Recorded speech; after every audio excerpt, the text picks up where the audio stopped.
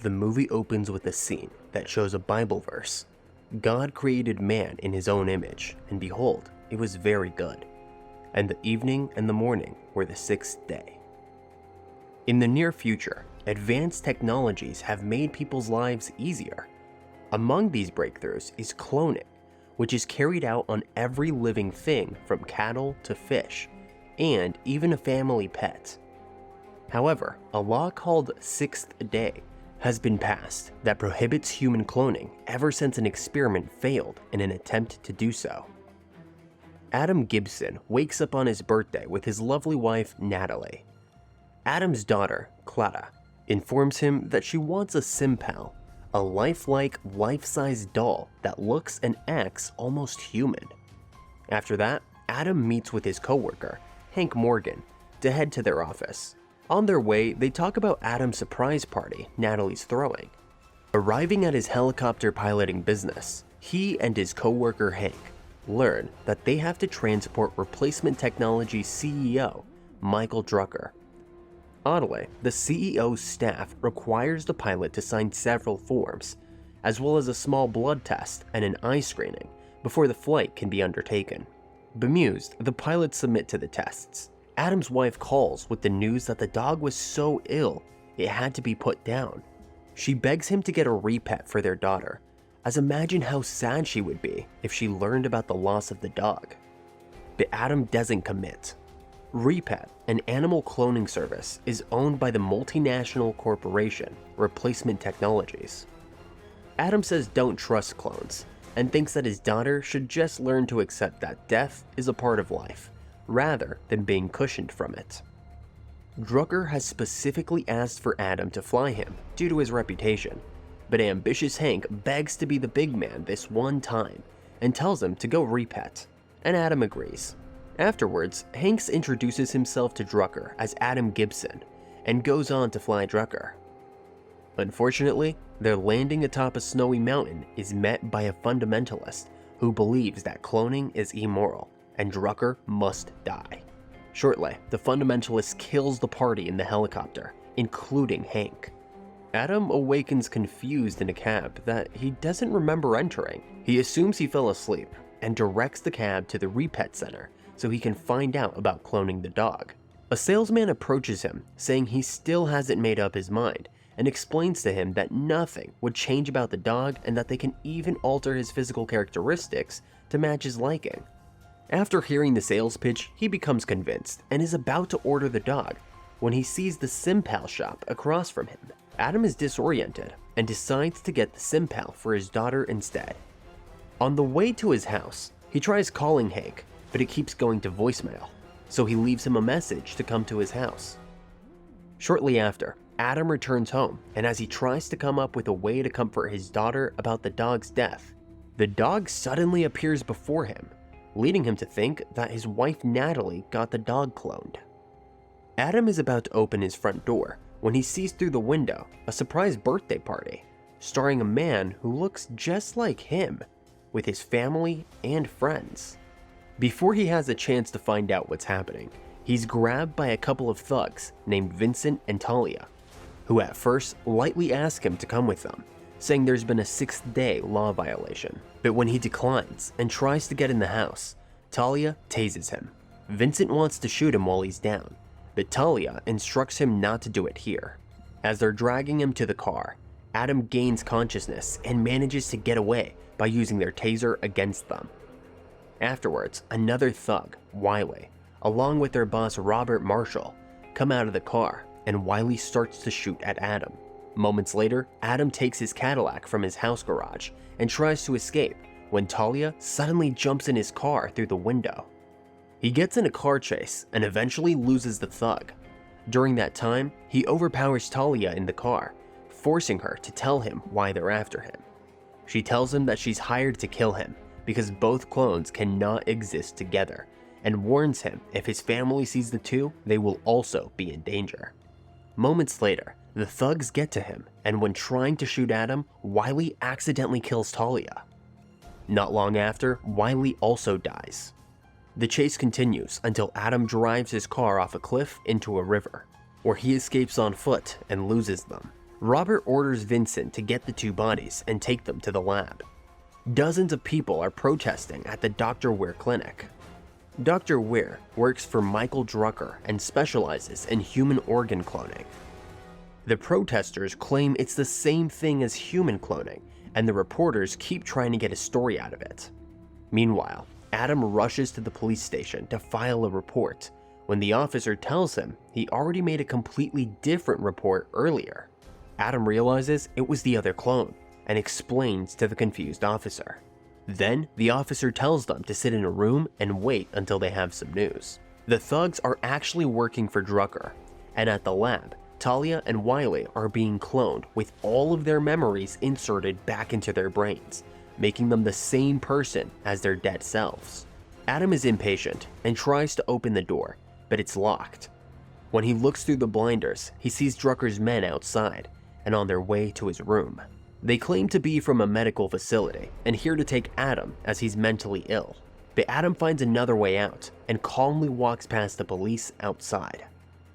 To his surprise, he finds Wiley standing outside, but quickly manages to snap his neck silently, causing him to die again. The men find Wiley and play it off like he's knocked out to the police.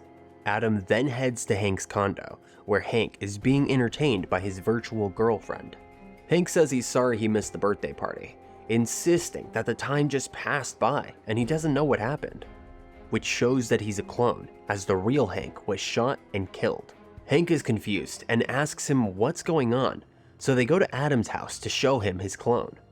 While hiding in the bushes, they see the clone trying to fix the wrecked garage from earlier.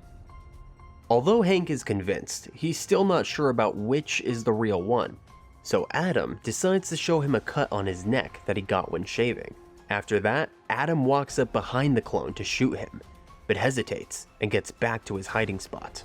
Moments later, Natalie appears and the two start kissing. All of a sudden, Clara shows up behind Adam and Hank, saying she couldn't sleep, so he takes her back to her bed. After Adam puts his daughter to sleep, Drucker's men approach the front door knocking. Adam opens the door, pretending to be his other lookalike, and asks of their identity. Robert then shows him a badge to confirm, and the dog starts barking at Robert. The clone and Natalie hear this, and he decides to go check it out. Robert's convinced and leaves the house, and the duo hide to avoid meeting the clone.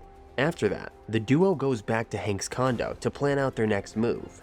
However, they're interrupted by the fundamentalist who killed the original Hank along with Drucker, and proceeds to shoot and kill the cloned Hank as well. While the man and Adam are fighting, he accidentally shoots himself and runs away to the parking lot. Shortly after, when trying to escape in his car, his wound worsens and he loses control, causing him to crash. Adam quickly gets him out and confronts him. The man accuses the clones of being abominations of God and reveals to Adam that the real Hank died way before. He further states that Drucker too has been cloned, and the man responsible is Dr. Weir. Moments later, Robert and the others show up at the scene, and the man kills himself. Afterwards, Adam creates cover for himself by shooting the pipes. He shoots Robert in the leg and rips Talia's fingers off her hands, using it to gain access to their car. All is not well within replacement technologies.